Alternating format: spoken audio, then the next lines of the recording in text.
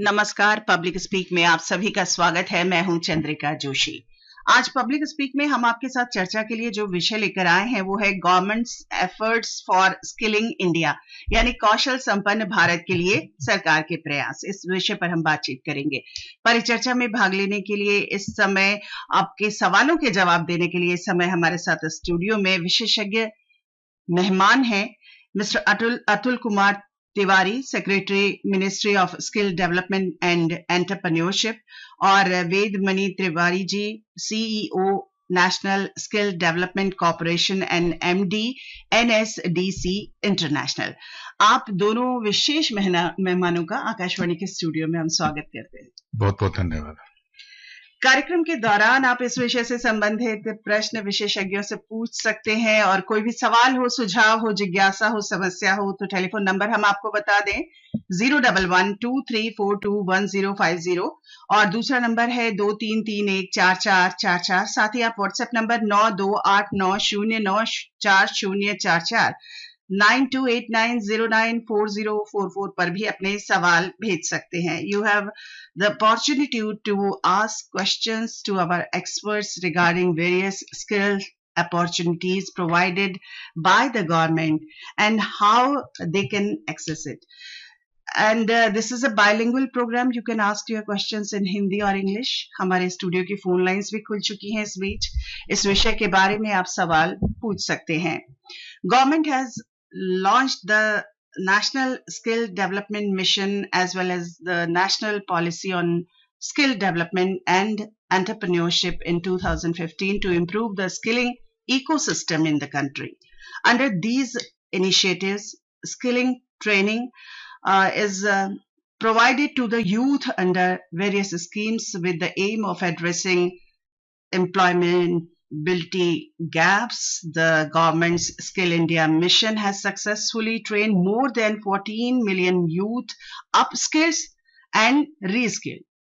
तो skill India mission योजना में 4 अन्य जो योजनाएं शामिल हैं, जैसे राष्ट्रीय कौशल विकास मिशन, कौशल विकास और उद्यमिता के लिए राष्ट्रीय नीति, प्रधानमंत्री कौशल विकास योजना और कौशल ऋण योजना, ये सब सम्मिलित करके शुरू की गई है। तो इसके बारे में हम और सारी जानकारी अपने विशेषज्ञ मेहमानों से लेंगे। इस बीच अगर मैं पहला सवाल ये करूं कि जो हमारे युवा श्रोता हैं, जो अभी 10वीं पास की है या 12वीं पास की है, तो और वो स्वरोजगार चाहते हैं, तो सर मैं पहला क्वेश्चन आपसे करूंगी अतुल जी कि ये बच्चे जो हैं, जो युवा हैं, उनके पास क्या क्या विकल्प सरकार दे रही है? धन्यवाद चंद्रिका जी। मैं ये बताना चाहूंगा कि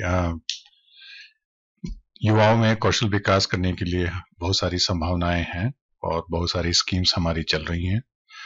खासकर 10वीं और 12वीं पास करने के उपरांत प्रथम हमारे पास ITI की व्यवस्था है, जहाँ पे 1 साल की 2 साल की लॉन्ग टर्म ट्रेनिंग की जाती है, और ये हर एक राज्यों में, हर एक जिलों में ये ITI व्यवस्था हमारी की गई है। अभी उनकी एडमिशन की प्रक्रिया चल रही है, तो अगर वो राज्य स्तर पर, जिला स्तर पर उस पर संपर्क करें तो अपने अंकों के आधार पर उनका ITI पे चयन किया जा सकता है, जो काफी इंडस्ट्री ओरिएंटेड कोर्सेज रहती हैं और इनसे उनको रोजगार मिलने में काफी आसानी होगी। उसके अलावा भी अगर वो शॉर्ट टर्म ट्रेनिंग करना चाहें तो हमारे प्रधानमंत्री कौशल विकास योजना के अंतर्गत हर एक जिले में स्किल इंडिया सेंटर्स, PM के प्रधानमंत्री कौशल केंद्र बने हुए हैं, जिसका उपयोग करके भी वो वहां पे रोजगार संबंधित शॉर्ट टर्म ट्रेनिंग भी की जा सकती है। हमारे यहाँ एक और व्यवस्था है, उसको हम कहते हैं अप्रेंटिसशिप। अप्रेंटिसशिप का अर्थ ये हुआ कि कैसे वो अर्न व्हाइल लर्न की व्यवस्था के अंतर्गत वो किसी उद्यम में लगकर साल भर या 2 साल की वो अपने प्रशिक्षण प्राप्त कर सकते हैं, जिसमें उन्हें स्टाइपेंड भी मिलता है, उन्हें एक्सपीरियंस भी मिलती है, उन्हें स्किलिंग भी मिलती है, ताकि उनको रोजगार मिलने में सहायता की जाती है। उसके साथ ही साथ हमारे जन शिक्षण संस्थान भी, लगभग 300 जन शिक्षण संस्थान हमारे पूरे देश में है, जहां पे कम्युनिटी कनेक्ट करते हुए लोगों को उनके लिए फ्लेक्सिबल स्किलिंग कराई जा सकती है।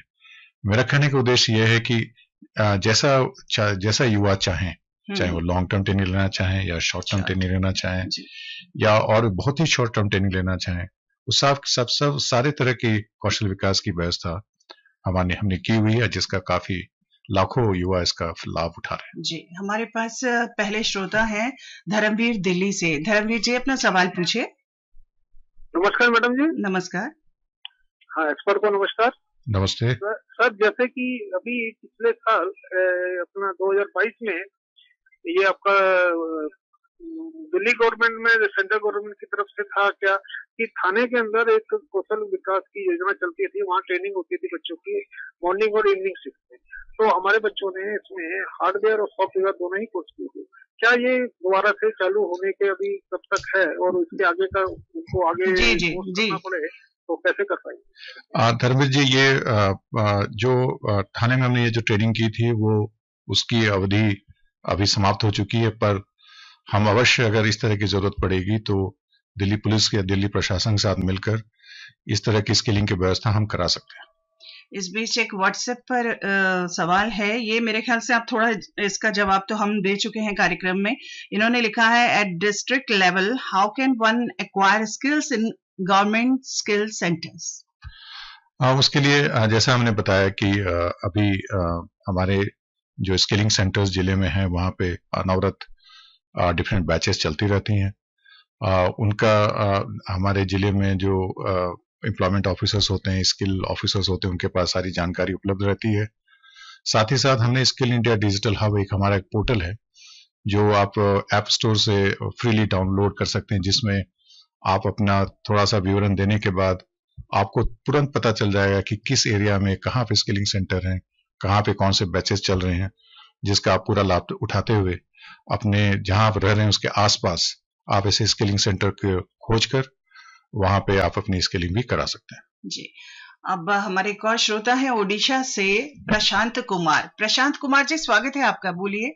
Hello. Yes yes, please ask your question. Yes yes sir, I have the 2 questions sir. Okay. My first question is what are the opportunities for the most prioritized sections of society that vulnerable sections they have the SC/ST community in the government skill education program? My second question, there have the many franchise companies or many stakeholders who have got the permission from the government of India, but they train their sections of society, but they train actually not they train, but train the some of the 2 to 3 days of training program that is not sufficient from them, and they have deprived. They got deprived in that section. Okay. And how they can be trained and what are the programs? Okay, yeah. Got it. Prashant ji, I would like to tell you that the skilling program, whatever the government runs, it is for everyone. And we have the SC/ST students.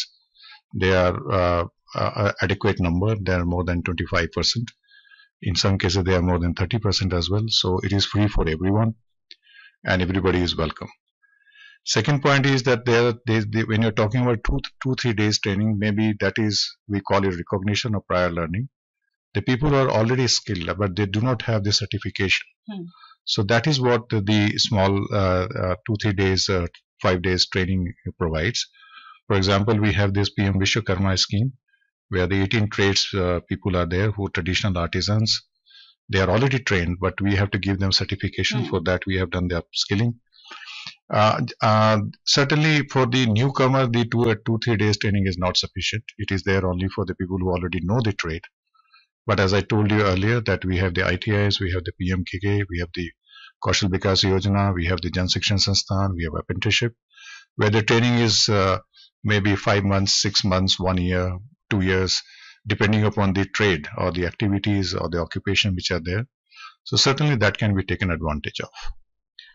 हमारे साथ वेदमणि तिवारी जी भी हैं। तिवारी जी, इसके बारे में मैं थोड़ा सा पूछना चाहूंगी कि आपका जो ये NSDC है, ये किस तरह से कार्य करता है कौशल विकास के क्षेत्र में? श्रोताओं को मेरा नमस्कार। NSDC ministry of skill development की एक इम्प्लीमेंटेशन एजेंसी है जी। भारत सरकार की जो भी स्कीम्स स्किलिंग के बारे में, जैसा कि अभी सेक्रेटरी साहब बता रहे थे, वो मिनिस्ट्री ऑफ स्किल डेवलपमेंट जो कराता है वो NSDC के माध्यम से एग्जीक्यूट होती है। जैसा कि अभी हमारी बात हो रही थी कि किसी जिले में अगर हमको कोई स्किल सेंटर खोजना है तो NSDC वहाँ पे स्किल सेंटर्स हेल्प सेटअप करने में हेल्प करता है। ये सेंटर्स जैसा ITI बताया गया, उसके अलावा प्रधानमंत्री कौशल केंद्र भी हैं, और पिछले 1-2 साल में स्कूल और कॉलेजेस के साथ मिलकर स्किल हब की भी स्थापना की गई है।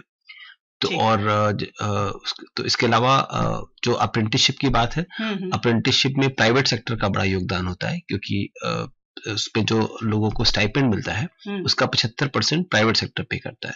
तो NSDC का ये भी काम होता है कि प्राइवेट सेक्टर से मिलके और ये पब्लिक प्राइवेट पार्टनरशिप के तरीके से इनको इम्प्लीमेंट किया जाए। हमारे अगले श्रोता हैं दरभंगा बिहार से मोहन पासवान। हेलो मोहन जी। इकट्ठे जय हिंद मैडम एंड सर। जी हाँ सर, कौशल संपन्न भारत देश को युवा प्रधान देश भी कहा जाता है सर। सर, राज्य देश में रहने वाले युवा कौशल में गरीब हैं सर। युवाओं को युवा कौशल संपन्न बनाने के लिए क्या नए नियम बनाए गए हैं सर, पंचायत और जिला स्तर पर सर? एक प्रश्न और पूछने का अगर आदेश है तो पूछ सकता हूँ? हाँ पूछिए पूछिए। सर, कृषि प्रधान देश भारत में कृषि कार्य कर रहे किसान को कृषि कार्य के लिए कृषि कार्य कौशल संपन्न युवा बनाने के लिए क्या प्रावधान बनाया गया है सर, प्रखंड और पंचायत स्तर पर सर? जी, अब जवाब सुन लीजिए।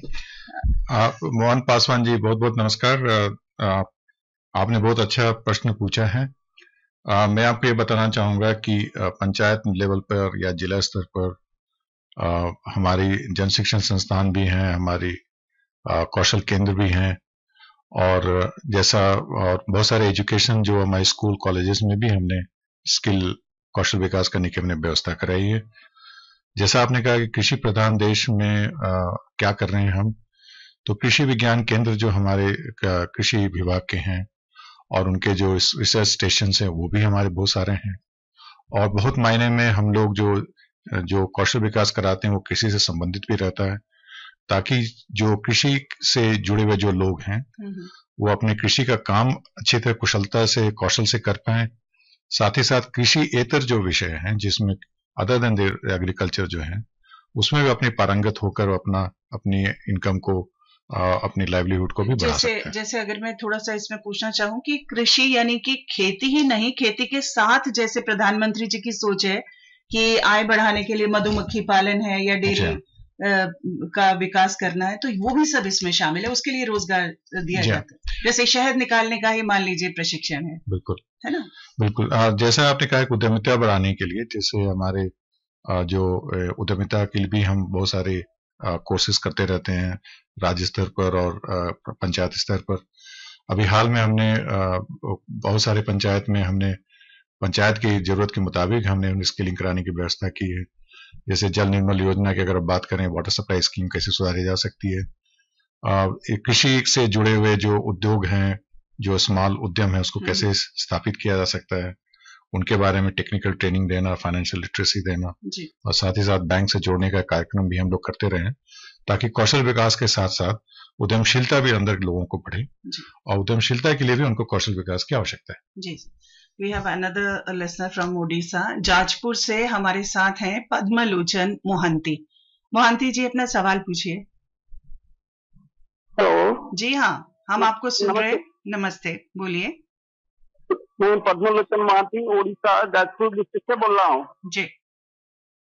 मेरा सवाल ये है कि जो कौशल डिपार्टमेंट से वो स्टेट गवर्नमेंट, सेंट्रल गवर्नमेंट, दोनों गवर्नमेंट है, और जो स्टेट गवर्नमेंट में और सेंट्रल गवर्नमेंट उनका क्या फर्क होता है, और एनजीओ जो संस्था होते हैं, मेरा भी एक एनजीओ लोग कैसे उससे लोगों के पास पा जा सकते, उन लोगों की क्या फैसिलिटी है?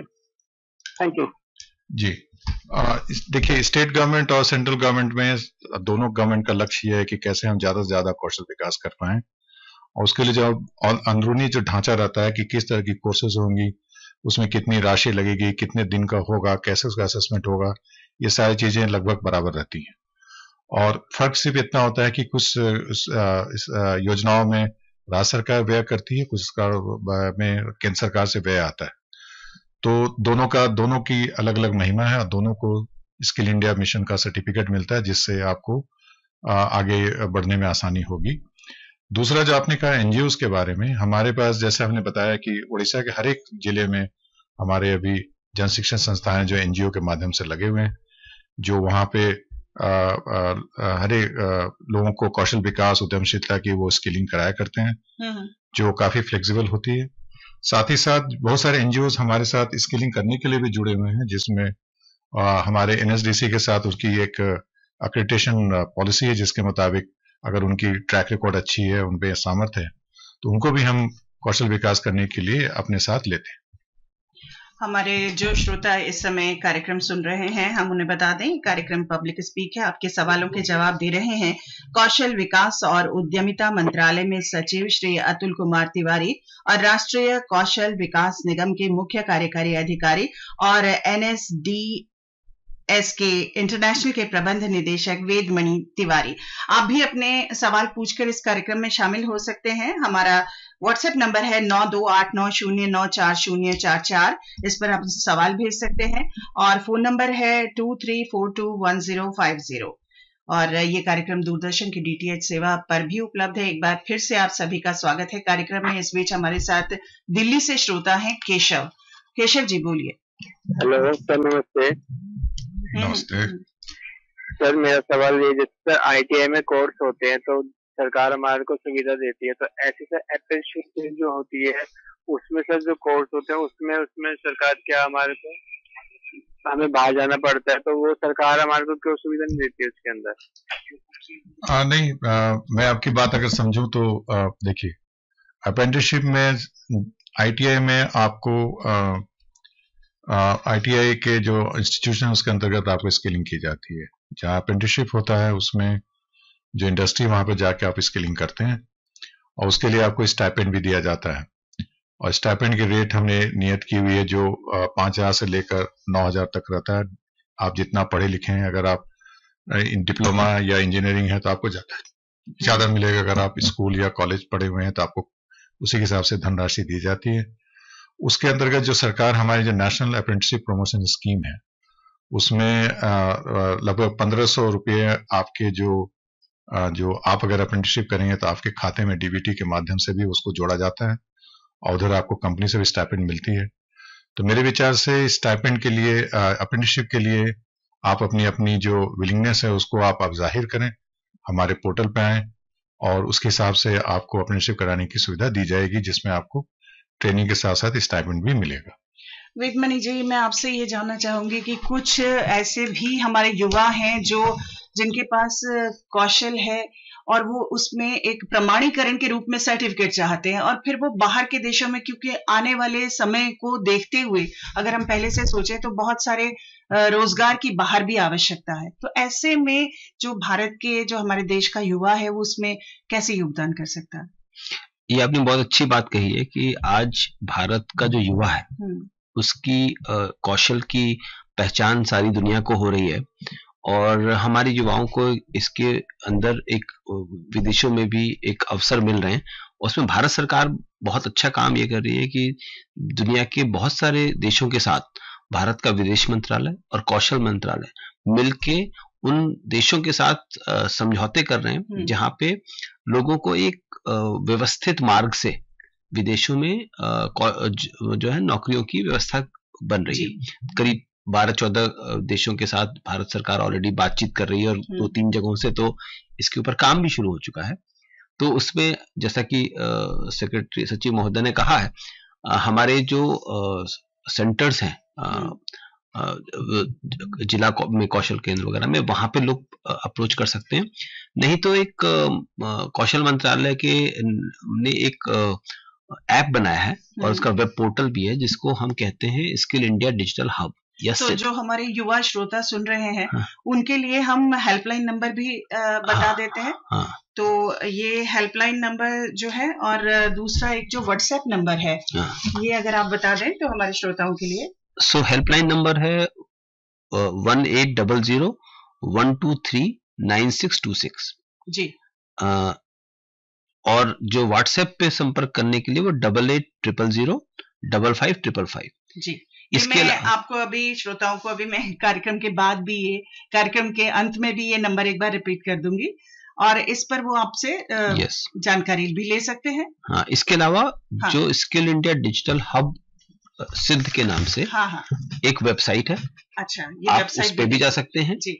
और एक ऐप भी है, अगर आपके पास एंड्रॉयड फोन है तो। क्योंकि हमारे दूर दराज के कई इलाके ऐसे हैं जहां पर उनके पास हुनर तो है लेकिन उसको सर्टिफिकेट नहीं मिला है उस हुनर को। हाँ, बस वो जाके आप उस ऐप को डाउनलोड करके उसमें ऐप में एक हिंदुस्तान का मानचित्र भी है। अच्छा। जिसके ऊपर आप अपने आसपास के केंद्र को खोज सकते हैं। उस केंद्र पे जाके आप वहां पे लगातार इस तरह के कार्यक्रम। मैं अगर आपसे ये जानना चाहूँ कि ऐसे कौन कौन से क्षेत्र हैं जिस पर ये युवा प्रशिक्षण ले सकते हैं या सर्टिफिकेट उसका ले सकते हैं? करीब 36 सेक्टर्स हैं। अच्छा। जिनके अंदर 4000 से ज्यादा जॉब रोल्स हैं, जिसको हम कार्य क्षेत्र कहते हैं। हाँ। 4000 से ज्यादा कार्य क्षेत्र हैं जिसके अंतर्गत लोग जाके एक सर्टिफिकेट ले सकते हैं। ठीक। अगले हमारे श्रोता हैं, दिल्ली से ही हैं, बलराम हमारे साथ फोन लाइन पर। बलराम जी बोलिए अपना सवाल। नमस्ते मैम। नमस्ते। मेरा ये प्रश्न है कि मैम सबसे पहले एक्सपर्ट सर मेरा सवाल ये है कि जो दृष्टिबाधित व्यक्ति है, जो विजुअली इम्पेयर्ड व्यक्ति है, उसके लिए गवर्नमेंट क्या मतलब क्या कदम उठा रही है इसको लेकर के, ये सेंट्रल लेवल पे, स्टेट लेवल पे?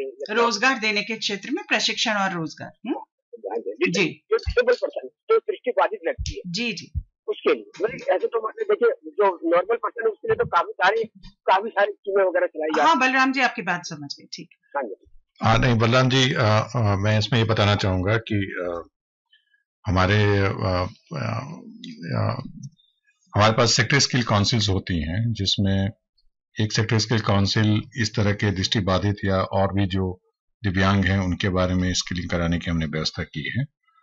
और चूंकि ये आम कोर्स नहीं कर पाएंगे क्योंकि वो दृष्टिबाधित हैं, तो उसके लिए भी हमने इस बहुत सारी स्कीम्स और बहुत सारे जॉब रोल्स या जो ऑक्यूपेशन वो हमने बनाई हुई है और जिसके अंतर्गत भी उनकी स्किलिंग की जा सकती है।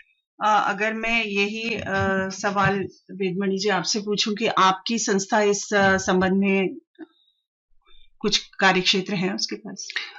एक तो जितने भी जो केंद्र बनाए जाते हैं, प्रशिक्षण केंद्र, उनमें इस बात का ख्याल रखा जाता है कि जो हमारे दिव्यांग भाई बहन हैं वो वहां पे आराम से आके वो कर सकें। दूसरा, जैसे कि सचिव महोदय ने कहा कि एक हमारी सेक्टर स्किल काउंसिल है जो दिव्यांग लोगों के लिए ही काम करती है। वो ये काम करती है कि जितने भी कार्य क्षेत्र हैं उनमें कौन से कार्य क्षेत्र उपयुक्त हैं दृष्टिबाधित लोगों के लिए या किसी और तरीके की दिव्यांग के लिए, उनको चिन्हित करके और उनको वो कराती है, उसी में प्रशिक्षण कराती है। तो जो हमारे दृष्टिबाधित श्रोता हैं या उनके कोई जान पहचान में है, वो अपना एक इंटरेस्ट शो कर दें, क्योंकि उसके हिसाब से जैसे जहाँ पे लोग अवेलेबल हो सके इस तरीके से, उस तरीके से उनकी व्यवस्था की जाती है और व्यवस्था का वहां पे प्रबंधन किया सकता है। हमारे अगले श्रोता हैं थाने से गुरुनाथ जी, महाराष्ट्र थाने से बहुत दूर से बोल रहे हैं। गुरुनाथ जी स्वागत है आपका, बोलिए। जी मैम नमस्ते। नमस्ते मैम, मेरा क्वेश्चन है मैम, ये जो कौशल विकास पे सरकार ने जो ध्यान दिया है वो अच्छी बात है, क्योंकि हमारे मतलब जो एजुकेशन पॉलिसी उसमें तो हमने ग्रेजुएट और पोस्ट ग्रेजुएट बना दिए सबको। और मेरा यही सवाल था कि मतलब आगे चल के जैसे डिस्ट्रिक्ट लेवल पे इंस्टीट्यूट बनाए जाएंगे स्किल के, क्या जैसे हमारे देश में तो 800 के करीब जो जिले है, तो हर जिले में नहीं, आप पूछना क्या चाह रहे हैं? आप सवाल सीधा पूछ लीजिए। जी, तो मैम ये जो मतलब ब्लॉक स्तर पे भी मतलब आगे जाके मतलब इसका दायरा बढ़ा सकते हैं। Thank you. अच्छा, वो जिला से ब्लॉक स्तर पर कह रहे हैं? जी हाँ, नहीं हमारे डिस्ट्रिक्ट स्किल डेवलपमेंट प्लान हमने बनाए हुए हैं और जैसा as it name suggest districts are made of blocks, और इसमें ब्लॉक के बारे में भी जानकारी दी गई है और उनके बारे में भी स्किलिंग के जो सेंटर हैं और क्या स्किल के रिक्वायरमेंट वो भी हमने जानकारी ली हुई है। उसके हिसाब से भी हम वहाँ पे जिला लेवल पे स्किलिंग कराते हैं। ठीक है सर, आपके एनएसडीसी इस मामले में? एनएसडीसी तो कौशल मंत्रालय के साथ ही काम करती है। और लेकिन जब आप ब्लॉक स्तर तक पहुंचते हैं या जिला स्तर तक पहुंचते हैं तो क्या आपका एक फीडबैक आता है युवाओं से कि सरकार जो युवाओं में आत्मविश्वास जगाने की इतनी सारी कोशिश कर रही है, तो इस नई योजना से आपको क्या आपका फीडबैक है कि कितने युवा इससे प्रभावित हैं? नहीं, इसमें जो हमारे जो कौशल केंद्र हैं वो ब्लॉक और पंचायत लेवल तक जाते हैं। अच्छा। और वहां पे नवयुवकों को एकत्रित करके उनको सरकार की कौशल स्कीम्स के बारे में समझाते हैं। यानी सीधी बात अगर हम अपने श्रोताओं से ये कहें, जो हमारे युवा नौजवान श्रोता सुन रहे हैं, कि अगर वो अपने गांव की पंचायत तक भी पहुंचे तो भी उनको ये सारे लाभों के बारे में उनको जानकारी मिल सकती है। मतलब समय समय पे हमारे कौशल केंद्र के लोग जाते हैं और जैसे जब भी कोई नई स्कीम लॉन्च होती है गांव-गांव में जाके उसके लिए मोबिलाइजेशन करने का काम करते हैं और वो पूरी जानकारी देते हैं कि इसके लिए उनको अगर वो अपना रोजगार शुरू करना चाहते हैं, स्वरोजगार के लिए भी बहुत सारे कार्यक्रमों की व्यवस्था है। पर स्वरोजगार के लिए लोगों को खुद अपना एक इंटरेस्ट शो करना होता है जी। हो सकता है कि हर गांव के लेवल पे ये ना स्वरोजगार की बात ना पहुंच पाए जी। लेकिन उसके लिए बेहतर ये होगा कि लोग हमारी जो स्किल इंडिया डिजिटल हब मैंने बोला, स्किल इंडिया डिजिटल हब तो हर जगह अवेलेबल है, उसके ऊपर जाके इस जानकारी को देखने की कोशिश करें। और इस तरह से जो हाथ के काम है या जो परंपरागत तौर पर कोई बच्चा सीख रहा है अपने परिवार से, तो उनको भी वो पंचायत में ये बताया जाएगा कि अगर विदेश में जाने के लिए उनको प्रशिक्षण चाहिए या नौकरी चाहिए, जो आपने कितने प्रोग्राम बताए, 30 से ज्यादा ही बताए शायद, 36 सेक्टर्स हैं, तो वो सारी जानकारी उनको वहां मिलेगी। हाँ बिल्कुल। अब मैं चलने से पहले एक जो आपने हेल्पलाइन नंबर बताया था वो भी बता देती हूँ और व्हाट्सएप नंबर। हेल्पलाइन नंबर है हमारे श्रोताओं के लिए 1800-1239-626 1800-123-9626। ये हेल्पलाइन नंबर है अगर आपको कोई भी चीज समस्या है या कुछ है। और एक व्हाट्सएप नंबर है 8800555555। मैं एक बार इसको रिपीट कर देती हूँ, 8800-555555 8800055555। सर ये जो नंबर है इसमें व्हाट्सएप नंबर में अगर किसी को कोई जानकारी लेनी है वो अपना प्रश्न उसमें डाल सकते हैं, उसको फिर जवाब दिया जाता है। ये तो बहुत ही अच्छी सुविधा है, हमारे श्रोताओं को इससे बहुत खुशी होगी। तो चर्चा के बाद हम ये कह सकते हैं कि सरकार का लक्ष्य लोगों, विशेष रूप से युवाओं और हमारे नौजवानों के जीवन को आत्मविश्वास दिलाना है कि आप अपना प्रशिक्षण भी प्राप्त करते हैं और उसके बाद रोजगार की दिशा में भी आप आगे बढ़ सकते हैं। कार्यक्रम का निर्धारित समय समाप्ति की ओर है। आज की चर्चा और हमारे सुनने वालों के सवालों के जवाब देने के लिए और उनकी जानकारी बढ़ाने के लिए कौशल विकास और उद्यमिता मंत्रालय में सचिव श्री अतुल कुमार तिवारी जी आपका, और राष्ट्रीय कौशल विकास निगम के मुख्य कार्यकारी अधिकारी और NSDC इंटरनेशनल के प्रबंध निदेशक वेदमणि तिवारी जी, आप दोनों का बहुत बहुत आभार, बहुत बहुत धन्यवाद आकाशवाणी के स्टूडियो में आने के लिए। हमारा भी धन्यवाद।